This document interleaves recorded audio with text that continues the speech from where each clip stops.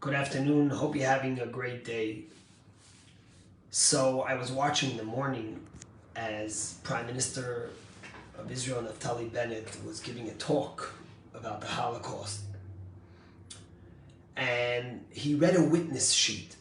A witness sheet is something that Yad Vashem does to make us realize the magnitude of the Holocaust, how each life is so powerful. And a witness sheet is something that someone wrote about the witnessing of the death that they saw. And the witness sheet was about a girl. Her first name was blank.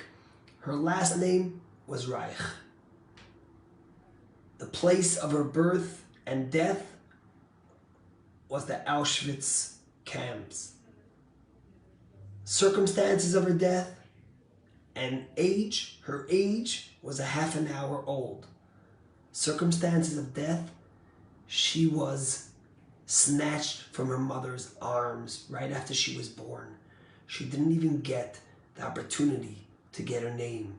Signed by the witness, Irene Reich, her mother, who was holding this half-hour-old baby while she was snatched from her mother's arms. The magnitude of the Holocaust, 1.5 million children, 6 million Jews. You think about our contribution to society, what we've given this world, and imagine how much medicine and invention and technology and just life and love and exuberance was lost, besides everything else, the impact on so many other lives.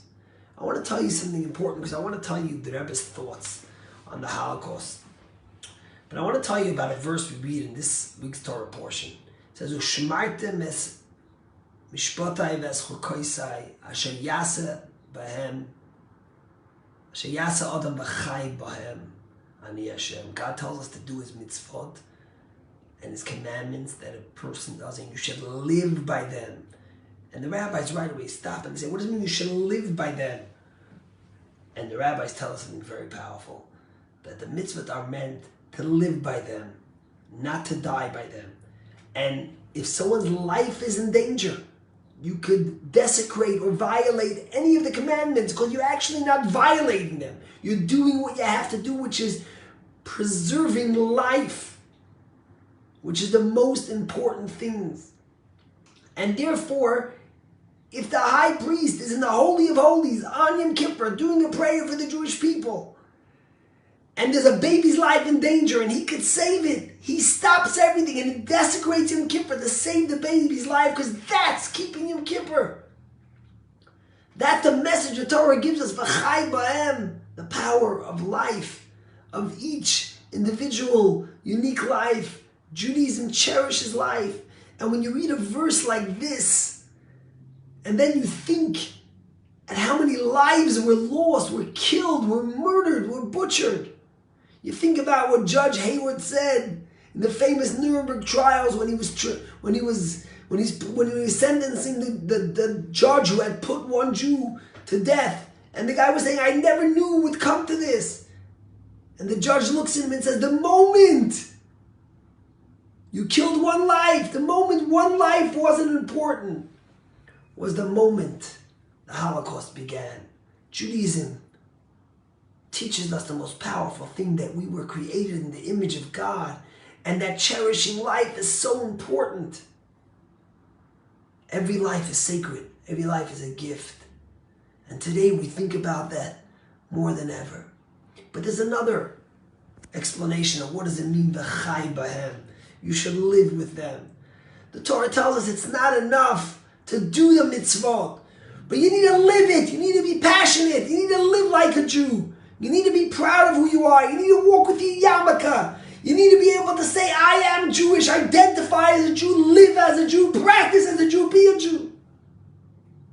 And that's what the Rebbe told us. What's the greatest answer to Hitler, to the Holocaust? What does never again mean? And how do we make sure that never again? The greatest answer, of course, we need armies, and we need the IDF, and we need to protect the Jewish people. Just today, last night in Israel, 21 Holocaust survivors were airlifted from Ukraine, from a war zone, and brought to Israel. They landed in Israel and were welcomed by the minister as they came. What tells us more cherishing life than bringing 21 Holocaust survivors from Ukraine to the Holy Land, to Eretz Yisrael? But that's not enough. We need to live like Jews. We need to be proud Jews. We need to be v'chai b'hem. The mitzvahs we do should be with passion. We should do them because God gave them to us. We should be proud to identify as a Jew, to speak up as a Jew, to live as a Jew. What greater response to the Holocaust than living as a Jew and having Jewish children, perpetuating Jewish life? I saw the most remarkable story today. Nathan Weinberg, a Holocaust survivor in the Holy Land of Israel, was at the bris of his 49th grandchild. He was the sandik, he was the godfather. I posted on my Facebook page, you could see him holding the baby in his hand as he's the godfather, looking with a smile, the old man's hand with numbers on them, holding a little baby's hand. Yet, in the middle of him being the sandik, the godfather, the siren for Holocaust Memorial Day goes off in Israel, and everyone pauses for 2 minutes to think, to contemplate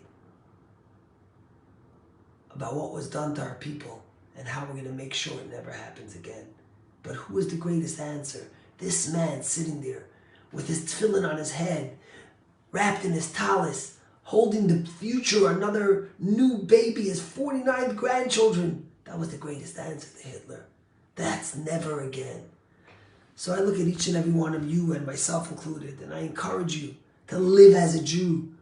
V'chai b'hem, to cherish life, but also to cherish the fact that God gave you life, and that every second, every moment, every hour, every day, every year has value to it. And that when we live like a Jew, and we cherish it, and we have Jewish children, and we marry Jewish, and we embrace our Judaism, then there's no greater answer.